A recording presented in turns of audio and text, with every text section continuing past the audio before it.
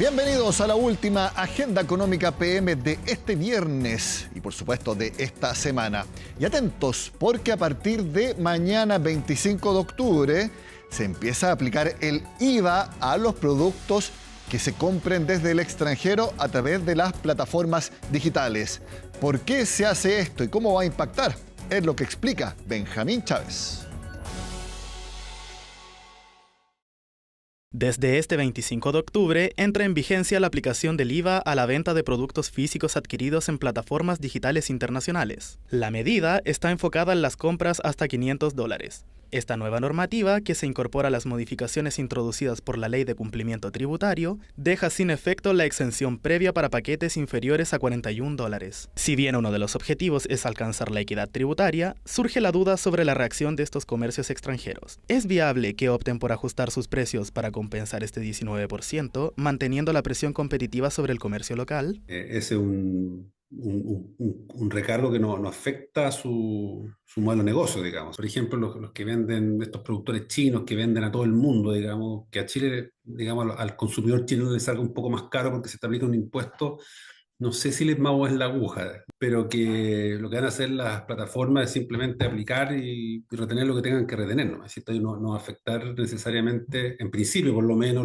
las comisiones que ellos cobran, digamos, por la venta. El volumen de esta actividad comercial es masivo. Cerca de 4.800.000 paquetes ingresan al país cada mes. El cambio se sentirá en los precios, ya que es la plataforma extranjera la encargada de retener y pagar el IVA. Los comercios que concentran el 90% de las operaciones, como AliExpress o Temu, ya están inscritas. Sin embargo, en aquellas que no lo están, será el consumidor quien debe hacerse responsable del pago y los procedimientos de importación. Bueno, hay una resolución aduanera donde comienza todo esto y está también el Servicio de Impuestos Internos que están firmadas en convenio entre los dos.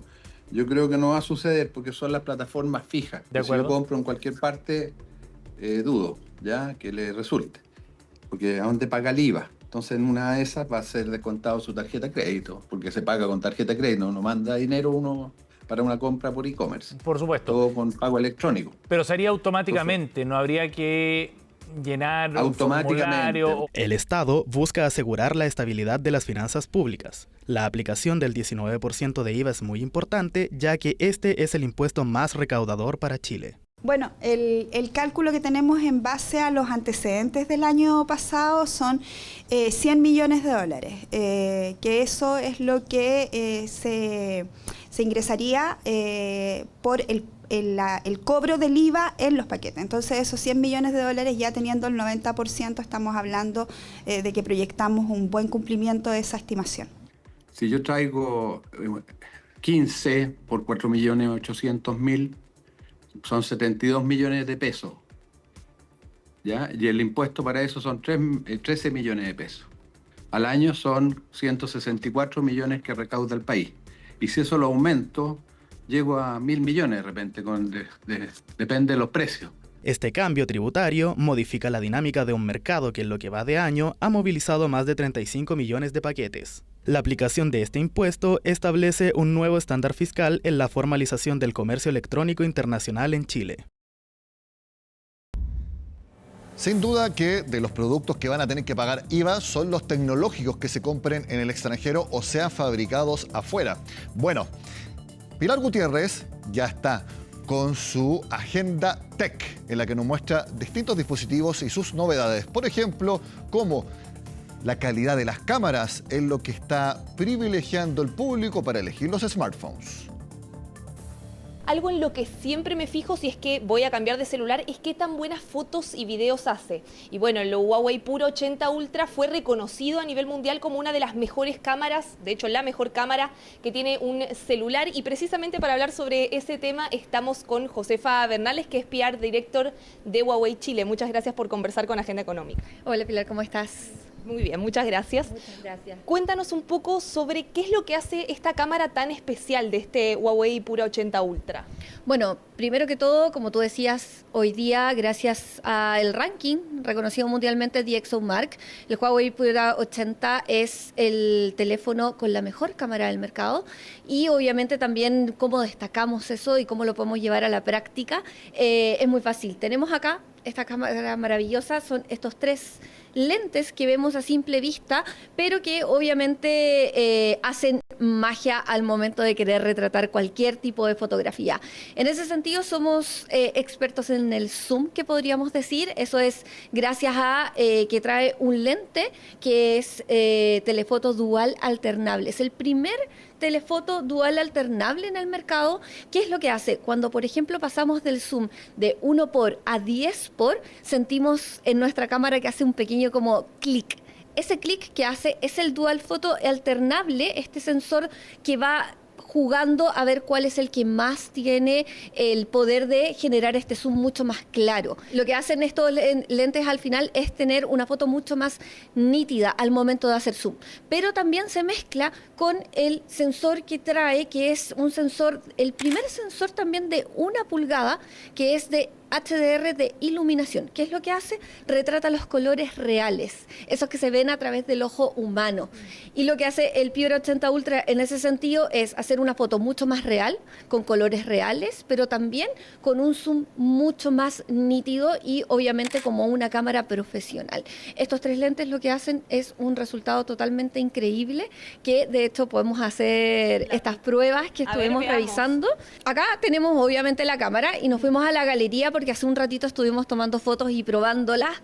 Haciendo la prueba acá. Exactamente. Desde la oficina tenemos una vista totalmente normal de cómo podemos ver, pero queremos llegar a un punto que sea difícil de llegar a través del ojo humano. Acá lo tenemos, esos edificios blancos que ven ahí, los hicimos con un zoom por 10. Ahí actúa el sensor dual telefoto. Perfecto, y lo que hace ese clic, que este telefoto, el único zoom telefoto, para poder tenerlo de una forma mucho más nítida. Pero si ya nos queremos ir al extremo y la gente dice, ya, desafiemos el teléfono, desafiemos estas cámaras al máximo posible, tiene un zoom por 100, que si queremos obviamente ver el resultado final de esos edificios, es un resultado que obviamente es mucho más nítido. Juega con la inteligencia artificial del teléfono al tener un resultado para poder tener la fotografía mucho más nítida y clara. En eso ayuda entonces la inteligencia artificial. Exactamente, el Machine Learning, que es lo que trabaja Huawei desde hace muchos años con su serie P y que hoy día es la serie Piura, lo que hace es trabajar en la mejoría de las imágenes. Josefa Bernales, PR Director de Huawei Chile, muchas gracias por conversar con Agenda Económica. Muchas gracias a ustedes y lo que necesiten acá, Huawei siempre está a la innovación. Muchas gracias. Todos los viernes, Pilar Gutiérrez les traerá Agenda Tech, mostrándole las novedades de smartphones, tablets, smartwatch, también parlantes, televisores inteligentes, los de Smart TV, para que lo tengan presente. Agenda Tech, entonces, nuevo segmento de Agenda Económica los viernes, por supuesto, en CNN Chile. También les quiero contar algo que se supo en la tarde de este jueves. La Corte Suprema apoyó la realización del famoso a esta altura proyecto Las Salinas, esto en Viña del Mar, y que ha tenido una tramitación de más o menos 20 años. Bueno, finalmente entonces el máximo tribunal apoyó este proyecto que lleva adelante el grupo Copec. La decisión contundente y unánime de la Corte Suprema favorable a Las Salinas se suma a los distintos pronunciamientos favorables emitidos por las autoridades ambientales a lo largo de los más de 20 años de trabajo, reafirmando la consistencia técnica y jurídica del proyecto y la validez de los procesos realizados durante todo este tiempo. Este fallo no solo confirma una oportunidad histórica para el desarrollo sostenible y urbano de la ciudad, con un horizonte claro de los plazos que siguen para el proyecto, sino que también sienta un precedente fundamental que permitirá viabilizar la ruta para la remediación de más de 1000 terrenos con potencial presencia de contaminantes en las principales zonas urbanas a lo largo del país. Bueno, es viernes y por supuesto tenemos autos, no solamente en Agenda Económica, sino también en CNN Chile a las 11 de la noche, capítulo estreno de Agenda Motor. Y en esta ocasión el adelanto que les quiero presentar lo grabé en el estacionamiento de un mall. Fíjense. En la próxima Agenda Motor vamos a tener un test drive con el Beide Shark, la última pickup del fabricante chino. También mostraremos el mini cabriolet que BM está queriendo posicionar fuertemente en nuestro país. Tendremos un esperado lanzamiento de Dongfeng, el cual vamos a detallar en nuestro programa. Y también les mostraremos la primera tienda de Tesla en Sudamérica y con otra novedad en nuestro país. Miren, llegó mi auto, permiso.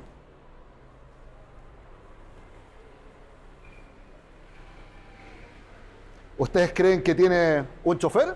No. Llegó solo. Así que los invito a que vean la próxima Agenda Motor.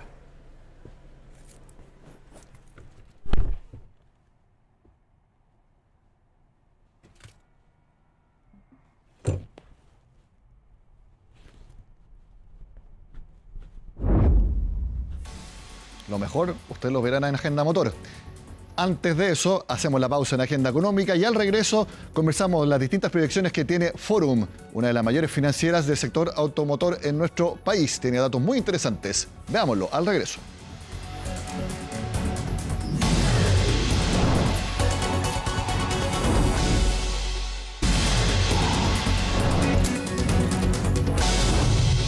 Como ustedes saben, en Agenda Económica nos encantan los autos y Forum proyecta que en 2026 se vendan más o menos hasta 335.000 autos nuevos, un crecimiento en torno a 5% de lo que cerraría este año. Vamos a hablar al respecto y de tendencias muy interesantes del mercado interno y mundial junto al gerente general de Forum, Jorge Matuc, a quien le agradezco por estar con nosotros. Jorge, bienvenido a Agenda Económica. Gracias, Nicolás. Gracias por la invitación. A ver, este año se espera que se vendan entre 310 y 315.000 autos y ustedes creen que en 2026 se llegaría a unos 335.000. Más o menos, ¿cuáles son los factores que ustedes tienen para hacer estas proyecciones? Básicamente el crecimiento de la venta de autos está asociado a algunas variables macroeconómicas que tiene que ver con el crecimiento del PBI, con la evolución del desempleo. Creemos que marginalmente el desempleo va a tener una caída a la baja. El tipo de cambio también, estimamos que puede estar entre 920 y 930 pesos por dólar. Por lo tanto, eso va a tener un impacto positivo marginal en los precios, con lo cual justifica un crecimiento del 5%, llegando más o menos a 320.000, 325.000 autos nuevos, aún por debajo de las cifras prepandemia, pero claramente revirtiendo una tendencia al crecimiento. ¿Esta cifra de ventas es más o menos una cifra estable, proyectable en el tiempo, o todavía está en un nivel de equilibrio por debajo? Está por debajo. Yo creo que el nivel de equilibrio que tiene Chile en la venta de autos debe estar en torno a los 360, 370.000 autos nuevos. La infraestructura del parque automotor, y cuando hablo eso de terminales de carga, almacenes, parques repuestos, está más o menos en ese orden, 360, 370. Por lo tanto, yo diría que sobre esa cifra es cuando empezamos a encontrar una industria con niveles de rentabilidad más adecuados en relación al momento actual. Y se parece mucho al crecimiento de nuestro país, quizás está un poco por sobre, y es una tendencia mundial de que la venta de autos o el mercado automotor vaya más o menos acorde a cómo vaya la economía de cada país. Sí, con algunas variaciones, probablemente entre economías emergentes y economías más desarrolladas. En la economía más desarrollada probablemente tenga que ver con otros factores como más innovación, ciclos de más cortos, la gente cada vez privilegia más tecnología que probablemente marca, mientras que en países emergentes, y digo Chile con una economía quizás superior dentro de las emergentes, está apostando fundamentalmente a tener una paridad respecto a crecimiento PBI, desempleo y tipo de cambio. Aunque notamos cierta tendencia también en Chile a que el consumidor esté apostando también por innovación, por lo cual yo creo que en el corto plazo va a haber un desacople entre las variables macroeconómicas y el crecimiento del mercado automotor en Chile. Hablamos directamente del negocio que ustedes tienen acá en nuestro país, que tiene que ver con el financiamiento. ¿Cuánto está creciendo el renting, que es parte de lo que ustedes hacen? También está el leasing, más o menos, porque obviamente no todos los chilenos tienen la capacidad para comprar cash al contado sus vehículos y están ocupando bastante estas fórmulas de financiamiento. Es una muy buena pregunta porque el renting es una figura desconocida en Chile. Sin embargo, fuera de Chile, y hablo de otras economías, especialmente asiáticas, norteamericanas, europeas, es la opción de mayor crecimiento en términos de la propiedad. Y lo digo entre comillas porque en realidad el renting no es otra cosa que la suscripción de uso de un auto por un periodo determinado de tiempo con una cuota fija, que incluye mantenimiento, que incluye seguros, que incluye impuestos y por lo tanto no implica un pie ni implica un pago final. Es un mercado que está creciendo muchísimo, es un mercado, hace 5 años era un mercado de 150.000 millones de dólares en el mundo, hoy estás hablando de 220.000 millones y digo que es un producto interesante, poco explotado en Chile. Para que tengas una idea, el parque automotor de Chile son 8 millones de autos y en renting está inscrito menos de 6.000. Por lo tanto, el potencial es enorme. Para que tengas una idea solamente de eso, por hablar de una economía emergente relativamente cercana, en España el 30% de las ventas vienen en renting. En Chile no llega al 0,1%. Por lo tanto, creemos que es una solución interesante para explotar en Chile en el mediano plazo, en el sentido de que uno está prácticamente haciendo un arrendamiento de un vehículo. ¿Qué es lo que está viendo Forum ahí? Porque generalmente uno lo asocia al financiamiento. ¿Están explorando profundizar en el renting acá en Chile? Sí, claramente. Es un vertical o una solución que interesa a Forum, que es parte del desarrollo que tenemos que hacer. Es decir, hoy somos líderes en la industria de financiamiento automotriz.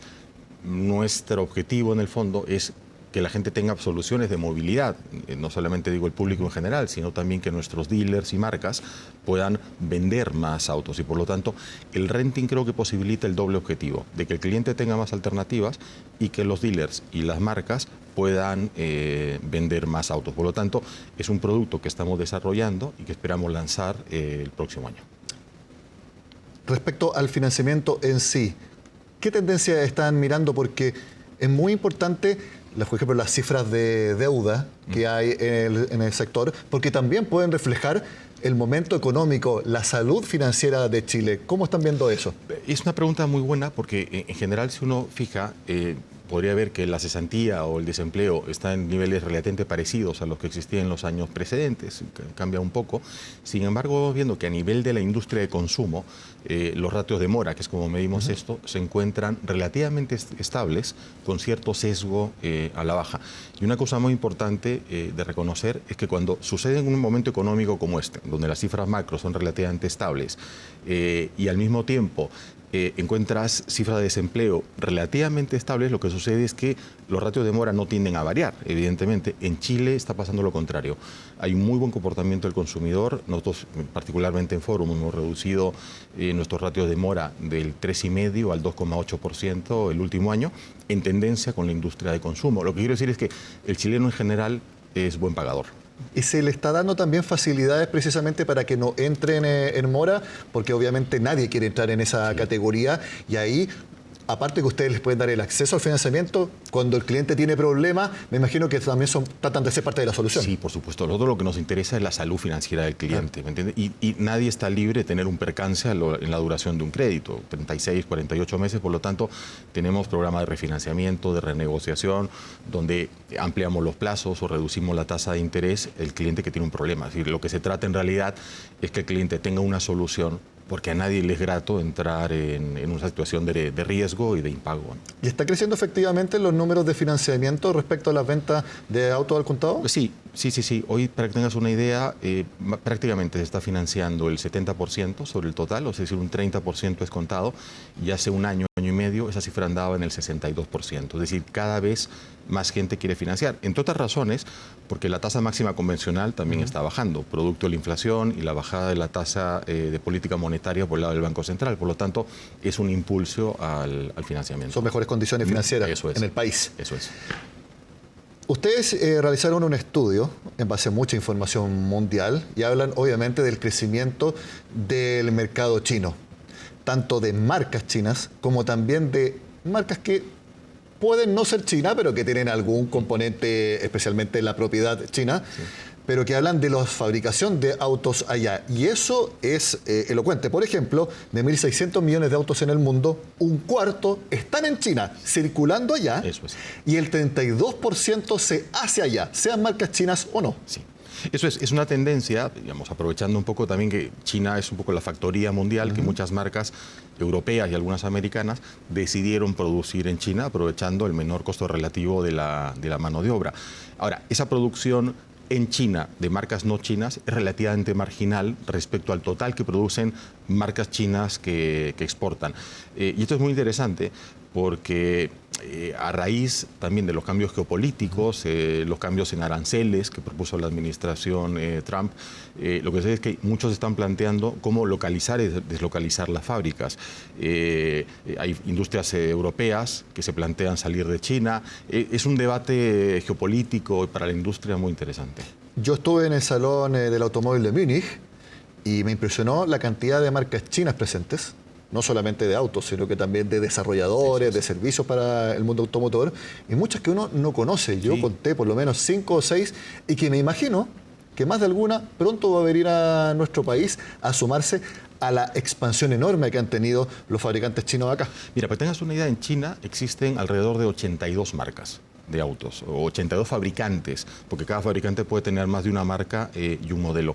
Y presencia en Chile representativa tienen 18 o 19. Es decir, existen 60 marcas chinas a lo largo del mundo sin presencia en Chile. Si uno observa que la venta de marcas de autos chinas hace el 2013 era del 11% y hoy es el 30%, pues evidentemente Chile y la región es un mercado muy interesante para seguir explotando las marcas. Por lo tanto, a tu pregunta, yo sí vislumbro que más marcas chinas aterricen claramente en la región y particularmente en Chile. Tú eres peruano, entonces también tienes una mirada internacional de por qué Chile es tan atractivo para un mercado como el automotor, donde hay casi 100 marcas de distintos países. ¿Cuáles son las razones? Hay varias razones y es muy interesante. La primera es que Chile tiene un parque automotor relativamente nuevo. Cuando uno viaja por la región, te da cuenta de que la media del parque automotor en Chile es relativamente nuevo en relación a lo que encuentra en otros países. Segundo, el chileno es una persona que le gustan los autos en general. Es decir, y encuentras fenómenos hasta sociales que aparecen en las redes, gente tomando fotos a los autos o dealers mostrando autos. Entonces, en general, hay una cultura de auto muy relevante. Por otro, el índice de motorización que tiene Chile, y es una cosa que no podemos olvidarnos, es el más alto de América Latina y se encuentra ligeramente por debajo de la media de los países OECD. Por lo tanto, con esas características y en un país de 20 millones, es un extraordinario mercado de prueba que tienen las marcas chinas para exportar probablemente a mercados más grandes como podría ser México, podría ser Brasil. También lo es para el mercado de la electromovilidad, porque los números de venta de autos 100% eléctricos e híbridos crecen mucho año a año, pero todavía siguen siendo un componente muy bajo respecto del total del parque automotor. Sí, pero no podemos olvidarnos, Nicolás, que es muy importante, que la venta de autos eléctricos en Chile empieza después de la pandemia. Es decir, antes de la pandemia había una venta muy marginal, muy pequeña de autos eléctricos. En realidad se empieza... Era como planes piloto. Eso es, y empieza el 2021, 2022, y hoy estamos hablando de que la venta de autos eléctricos es el 10% del total. Claro, si empiezas el 2022 y estamos al 2025 siendo el 10%, es muy difícil todavía capturar una masa crítica dentro del total. Por eso es que hoy pesa el 0,3 o 0,4, pero lo importante es la tendencia. La tendencia es que este 10% hace 4 años era 0,5. Otra cosa importante es que en Chile existe una buena capacidad de carga. No solamente en los puntos de carga físico, sino en los kilovatios que suministran a los autos. Por lo tanto, y es una cosa interesante, bueno, los estudios nos dicen que a igualdad de condiciones, un consumidor prefiere un auto híbrido o eléctrico a un auto de combustión. Yo creo que ha mejorado mucho la competitividad en cuanto a los precios. Han ido cayendo. Pero el desarrollo de la infraestructura va mucho más lento de lo que el mercado está apostando. Al menos uno tiene desde afuera esa visión. Sí, a priori sucede eso, y es verdad, uno quisiera tener, además en la característica geográfica de Chile, que es un país muy largo, es decir, si quieres moverte de Santiago a una ciudad del sur, no estás a menos de 300, 350 kilómetros, que probablemente es el límite máximo de autonomía que tiene hoy una batería. O te pasa que hay muy pocos puntos y por lo tanto cuando quieres cargar, una carga tarda media hora, por lo tanto ahí se genera... Entonces hay un gap efectivamente que se va a ir resolviendo, pero lo interesante no solo es eso, que esa es la percepción y es la realidad. Sin embargo, cuando lo comparas con países de América Latina e incluso con europeos, la cantidad de puntos de carga por vehículo eléctrico que existe en Chile es comparable a Bélgica o a Países Bajos. Hay mucho por hacer, pero me repito, no es un fenómeno solo de Chile, es un fenómeno global y yo creo que en eso las autoridades están dando pasos, ¿no? Yo creo que en general se está viendo colaboraciones públicos-privadas. Si uno revisa la cantidad de puntos de carga que había hace 2 años y las que hay hoy, se ha multiplicado por 3. Por lo tanto, es un camino a recorrer. Es cierto que hoy deberíamos hacer más, pero claramente es el camino que ha optado la autoridad y me parece muy correcto. Jorge Matuc, gerente general de Forum en nuestro país, muchas gracias por estar en Agenda Económica. Vamos a seguir conversando Nicolás, más adelante gracias. Y también cuando tenga más datos como este muy interesantes. Gracias por la invitación, muchas gracias. Y ustedes también, gracias por estar con nosotros. Recuerden, hoy a las 11 de la noche, Agenda Motor, porque nos encanta acá los autos en CNN Chile. Sigan con nosotros.